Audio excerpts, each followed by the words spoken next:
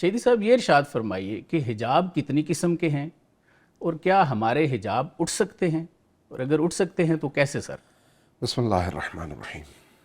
میرا خیال ہے آپ کے ناظرین کے لیے اس سوال کو ذرا آسان بنانا چاہیے سر تاکہ عام فہم بھی ہو اور عام گھروں میں بیٹھ کر دیکھنے والے لوگوں کو یہ سمجھ آئے کہ ہمارا موضوع ہے کیا۔ جی جی دیکھیے، حجاب کا مطلب کیا ہے؟ پردہ۔ جی پردے کا مطلب کیا ہے؟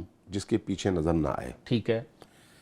انسان اور حقائق کے درمیان پردے کو اس وقت ہم حجاب کہہ رہے ہیں۔ بالکل ٹھیک ہے۔ حقائق اور انسان کے درمیان موجود پردے، یہ پردے کتنے قسم کے ہو سکتے ہیں اور کتنی اس کی نوعیتیں ہو سکتی ہیں؟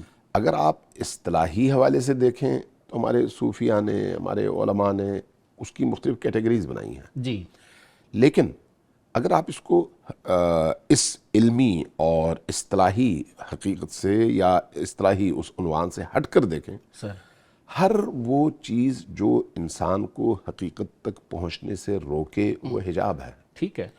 چاہے وہ اس کے قلبی خواہشات سے عبارت ہو، چاہے وہ اس کے مالی خواہشات سے، چاہے وہ اس کے دنیوی متاع اور مال سے، چاہے وہ اس کی اندر موجود جو طلب ہے اس کی صورت میں، اور حتیٰ بعض اوقات خود علم بھی۔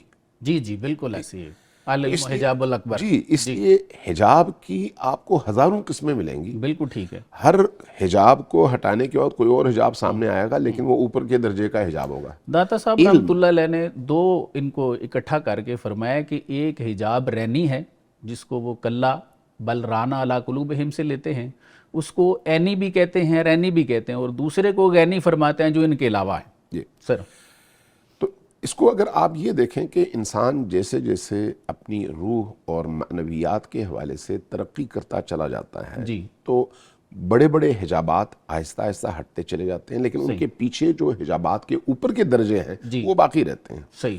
علم کو نور کہا گیا ہے نا، جی جی لیکن وہی نور اگر حجاب بن جائے تو بالکل صحیح ہے۔ تو اس کا مطلب یہ ہے کہ بعض اوقات اچھی چیزیں بھی حجاب بن سکتی ہیں۔ صحیح، بالکل صحیح، بالکل صحیح۔